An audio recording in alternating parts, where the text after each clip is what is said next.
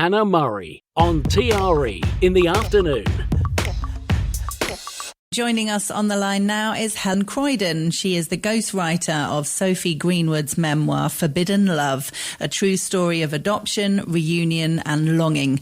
It's a moving true story of an adoptee's quest to find her birth parents, who then finds herself developing guilty romantic feelings for her birth father. Welcome to the show, Helen. Hello, thank you for having me. Thanks very much for joining us. So this is this sounds obviously quite shocking just to hear it laid out like that. But amazingly, with your research for the book, you found out that this is actually more common than we may think. Yeah, it's such a moving story that Sophia has told with this book, and she's trusted me as a writer to bring it to life. She is adopted, and she went to trace her birth parents initially when she was age 23, so she'd never met them. And she first met her birth mother, and then 2 years later she met her birth father. She hadn't received any counselling, because usually adoptees do receive pre-union counselling. She didn't. And then age 25, she met her father. She'd first had a few phone calls with him, and she found herself developing romantic feelings, which you might think, oh gosh, that's a bit strange. But actually what I found in researching this book and hearing her story is that this is actually quite common. And there's something called genetic sexual attraction, which is a known phenomenon in the adoption world. And adoptees and their relatives, and sometimes even sperm donor babies and their relatives, can feel these overwhelming feelings related to reunion that they sometimes confuse as romantic attraction.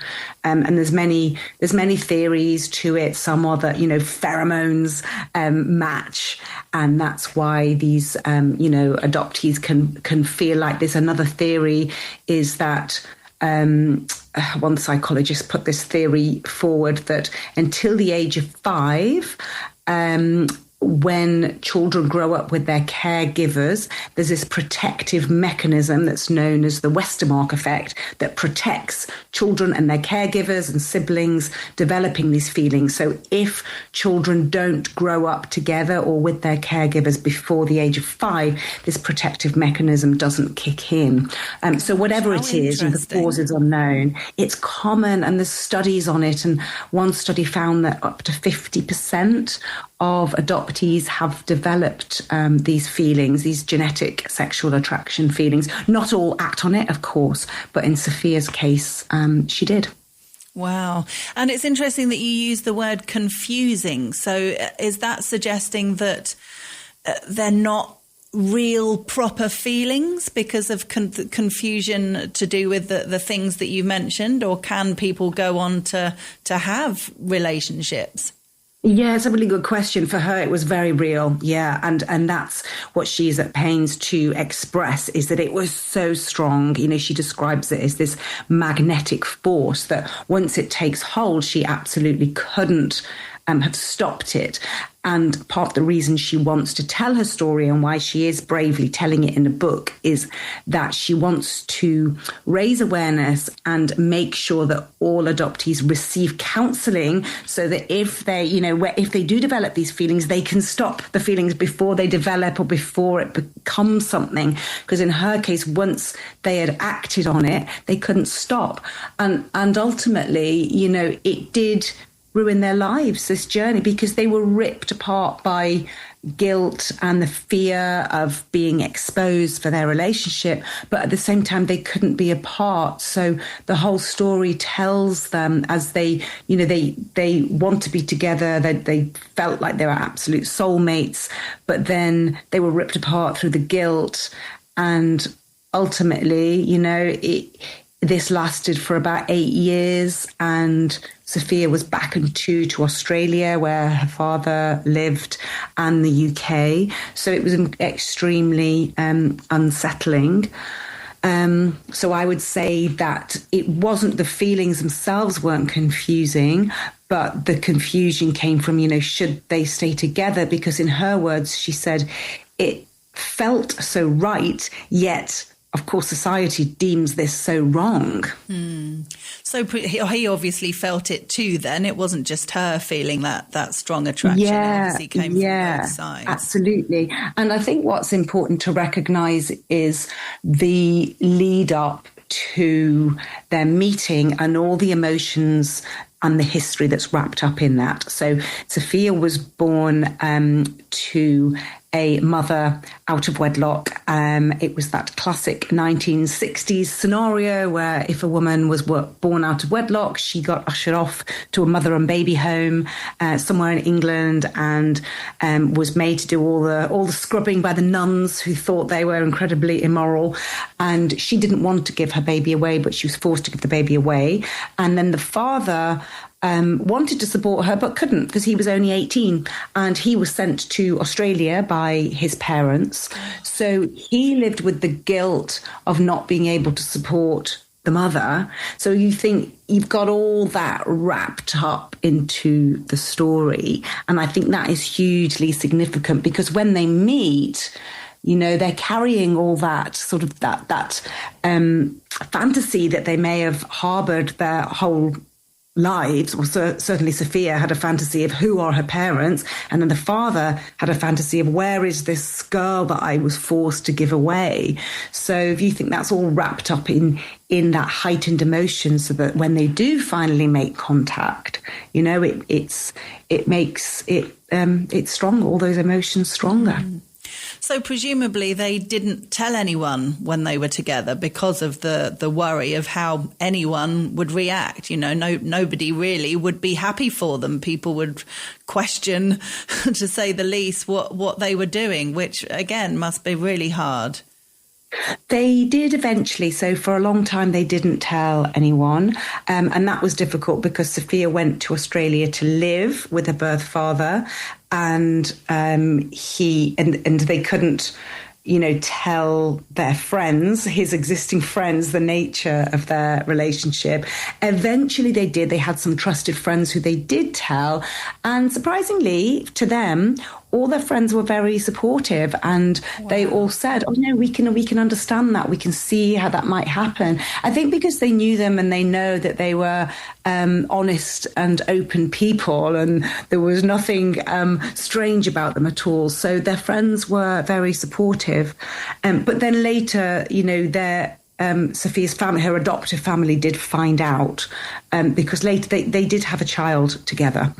And so then she couldn't tell her friends and her family who the real father was.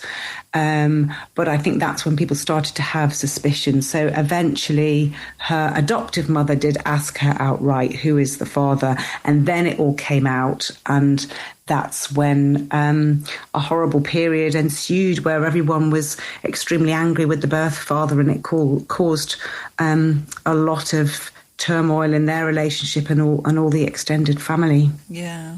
Oh, goodness. So how old is the child now? Oh, he's in his 30s now, and is an incredibly wise and philosophical man, beyond his years, because I've spoken to a lot of Sophia's family to write this book because it was important that I got different perspectives. So he was born healthy and was always wise beyond his years by Sophia's account, and certainly that matches the description when I've spoken to him. Amazing. And how does he feel about their relationship and who his father is? I think he accepted it. They told him age 9, so he grew up knowing that. So I think, you know, he had that time to process. And to him, they are his parents. So he, I guess, can't feel any other emotions other than acceptance for that as life. And it was, they've always been honest with him throughout the whole thing. Amazing. And obviously they're not together anymore. So what happened with their relationship? Yeah, so they were ultimately, they were ripped apart for the best part of 8 years. And then ultimately it became untenable and Sophia moved back to the UK for good, which is very difficult because she had a lovely lifestyle in Australia, the climate, etc. And then she had then had to settle into life as a single mother, and the son was back and to from Australia and the UK, so that can't have been difficult.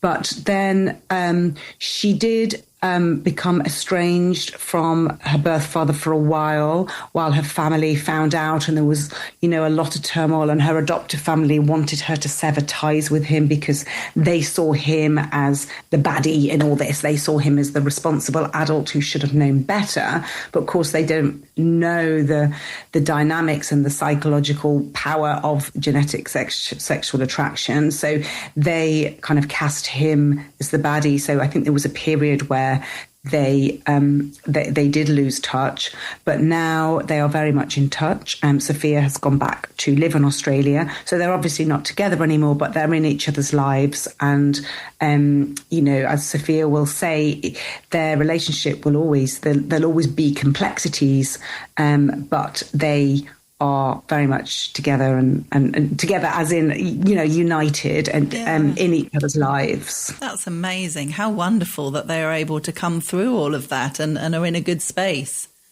Yeah. But it has been, very unsettling. And they did, towards the end of their story, they did get the birth father did get charged with technical incest because an ex-girlfriend of his told authorities about their relationship, which was just awful. So he had to endure an awful legal proceedings, and he received a suspended sentence. And, I think what's so sad about that is that the legal definition of incest is, by its nature, it's abusive and non-consensual, but their relationship was very consensual, and that is what distinguishes it, and that's what was the main argument, what formed the main legal argument in their defence. Gosh, it's very complicated, isn't it? It's so easy for us and people on the outside to judge because it's something that we've been brought up to believe is wrong and unacceptable in every way. But, hearing the story and understanding the complexities of it all, it's not black and white, is it? That's the point.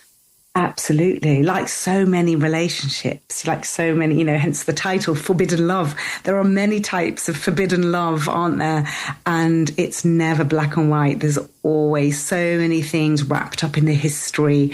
We're always quick to judge on relationships generally, I think. And, as a writer, I've written, my speciality is unusual relationships, and so I'm someone who will never judge, and I know more than anyone that there's so many levels of complexity, and there's always two sides, even three sides of the story when you come to examine them. Yeah. And it's such a moving story, and I hope that anyone who does read the book will be open to having their mind changed, on something that is ultimately seen as the last taboo. Incest is known as the last taboo. I'm not saying this is incest. They don't view it as, or they don't call it incest at all. I suppose by definition, it could be. But I think the story will really change people's views on that. Do you feel it did yours? Did you have a different opinion going into this? I imagine when she came to you with the story, how did you feel? I didn't, to be honest, I didn't judge, but I think that is because of what I do for a profession. Yeah. As a ghostwriter, and I'm a former journalist, so I've done a lot of first person stories and a lot of interviewing, and I've written my own books. And so over the years, maybe like you, Hannah, when you interview a lot of people, you lose your judgment like a therapist has to, or like a judge has to, because you become so open. So I probably didn't have any preconceptions anyway, but certainly through writing it, I became even more sympathetic to their story. And, one of the biggest reasons that they are sharing the story is partly because they want to raise awareness in the adoption world so that pre-union counselling is never missed, but also to give understanding and offer sympathy to others that might have felt this. Because as we are entering an era of, more transparency with sperm donor babies and with social media, adoption is it's harder to keep identities private anyway. So there are a wave of people, of adoptees and sperm donor babies who are going about tracing their biological parents without, not through the normal channels. So without the counselling and without the safeguarding measures. So I think there are going to be more and more people who may be exposed to feelings of genetic sexual attraction. So big part of the reason of sharing their story is to offer understanding for that so that others don't have to feel that same guilt and shame that they did. Yeah.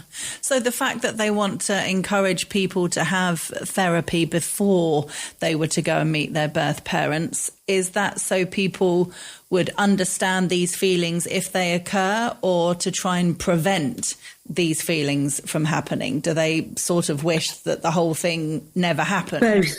Really? Yes. Okay. Yes, absolutely. Yeah. I mean, it did tear their lives apart. It's hard for them to regret it because obviously they have a son who they love very much. But I would imagine that they didn't want all the pain and the guilt and the living in secrecy that they had to endure. Yeah, absolutely. It's interesting. Yeah, they don't condone these relationships at all. Okay. While they don't want to put shame, they don't want to label it as wrong or shameful, but absolutely they don't condone this. They wish that they had been able to put a stop on their feelings before it became unstoppable. Mm.